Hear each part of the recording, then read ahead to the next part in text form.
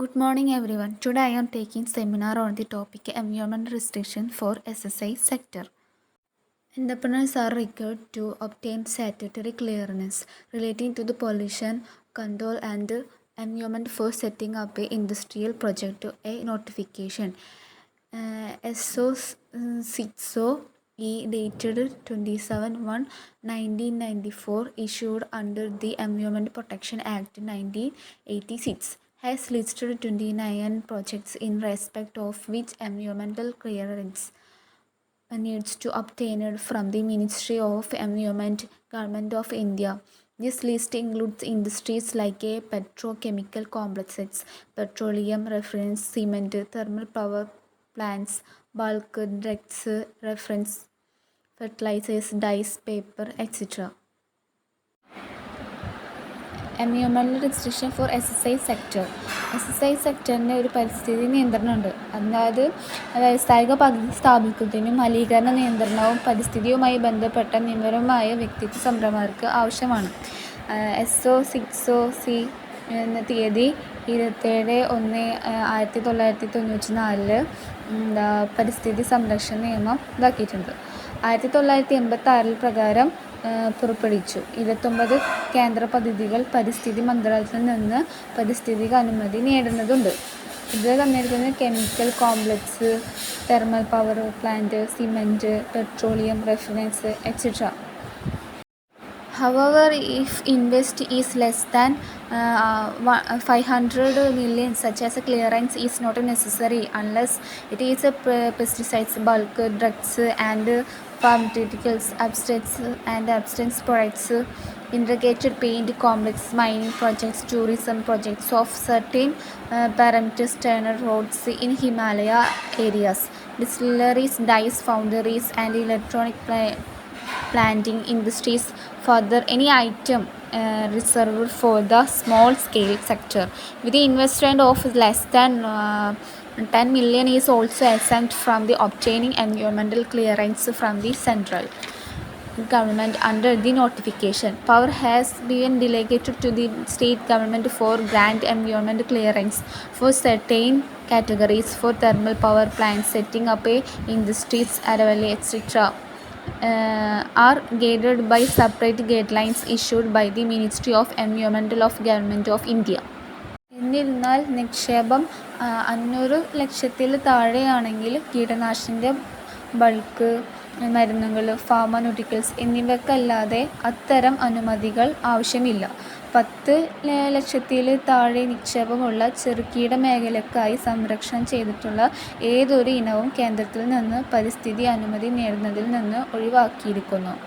വിജ്ഞാന അധികാരങ്ങൾക്ക് കീഴിലുള്ള സർക്കാർ ചില വിഭാഗങ്ങളിലെ താൽപര്യോദ്ദീപനത്തിലേക്കുള്ള സംസ്ഥാന സർക്കാരിൻ്റെ അനുമതിക്കായി നിയോഗിക്കപ്പെട്ടിരിക്കുന്നു.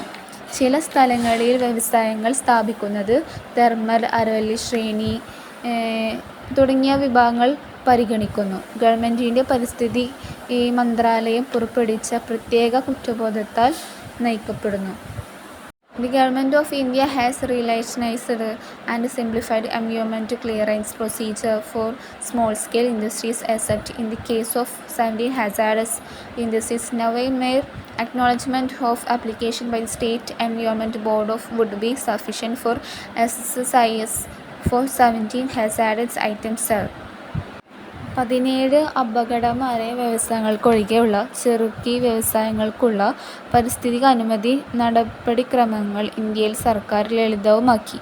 ഇപ്പോൾ സംസ്ഥാന പരിസ്ഥിതി ബോർഡിൻ്റെ അപേക്ഷയ്ക്ക് കൂടുതൽ അംഗീകാരം നൽകിയാൽ മതിയാകും അപകടകരമായ 17 ജനങ്ങൾക്ക്.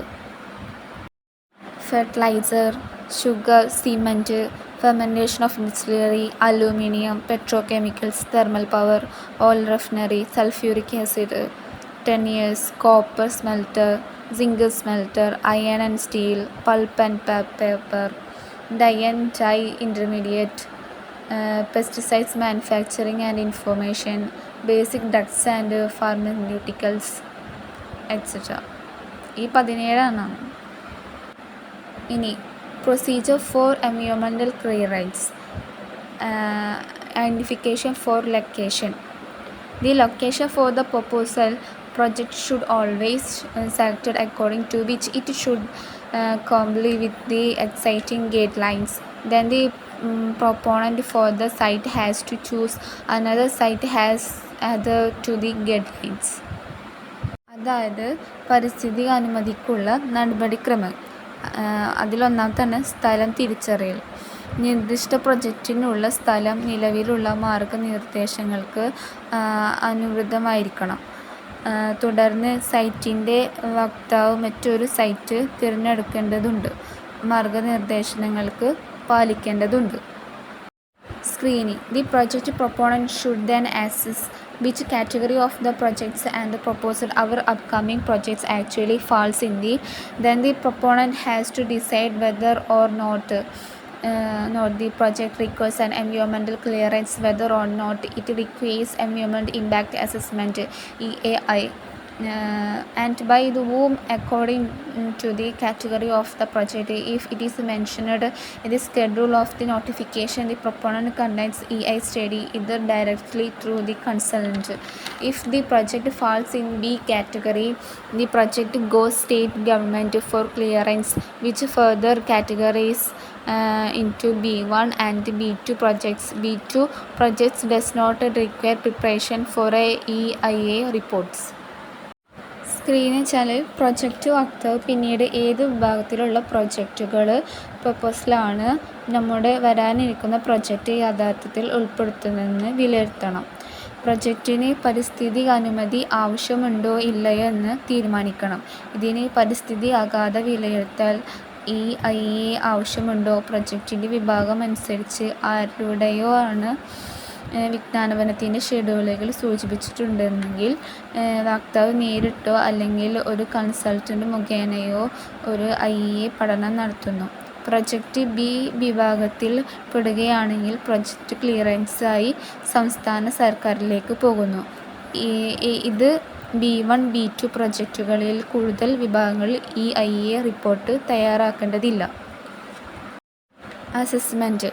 After the IEA report is ready, the investor approaches the concerned State Pollution Control Board, SPCB, and the State Forest Department.